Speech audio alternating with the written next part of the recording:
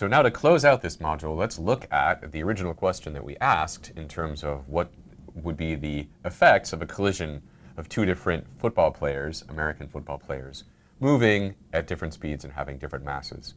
So let's consider this situation. We have two American football players. One is big and relatively slow, and one is small and moving fast.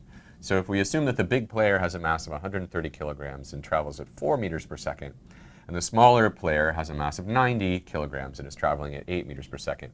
So these two are going to collide, and so we can set up this problem first and then ask specific questions about the situation. So we're going to have a collision, and we know that when we have a collision that we have only internal forces.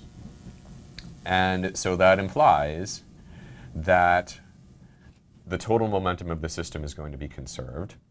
And so we can write that the original momentum is going to be equal to the final momentum. And so whatever we do, we can go back and at least set the problem up to calculate what the original total momentum is, because that's going to be conserved throughout the problem. So let's do that.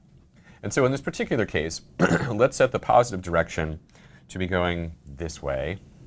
And let's take our lighter, faster player and say that his original velocity is in this direction. So let's call this V1. And this player has mass 1. So this is our smaller player. And then we'll have the larger player going in the opposite direction. So that would be V2 and M2. So this is larger.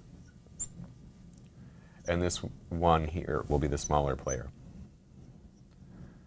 Okay, and remember that since momentum is a vector, we have to make sure that we keep track of the signs when we do this. So we can calculate then the original momentum of the two players. So the original momentum of player 1, which is, remember, the smaller, faster one, is going to be equal to his mass, which is 90 kilograms, times his speed, which is going to be plus 8 meters per second, since he is traveling in the positive direction. So that is 720 kilogram meters per second.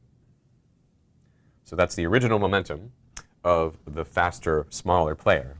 And now we can calculate the original momentum of the slower, larger player. So that would be player 2. So P initial for player 2 is going to be equal to his mass, 130 kilograms, times his speed, which, since he's moving now to the left, this is minus 4 meters per second. And so his total original momentum is minus 520 kilogram meters per second in our coordinate system. So we can see the smaller, faster player has a bigger magnitude of momentum compared to the larger, slower player. The other thing we can do is, of course, add these together.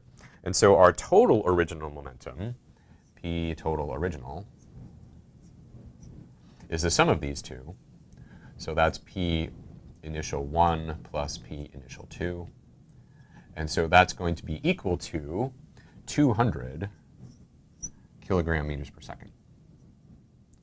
So that's our setup. So now we've specified a coordinate system. We've written down the original momenta of our two football players. And since we want to know the total original momentum here, this is the sum of the momenta, taking the signs, the relative signs, into account. So now that we have that, we can move on to any other question that we can ask about this particular problem.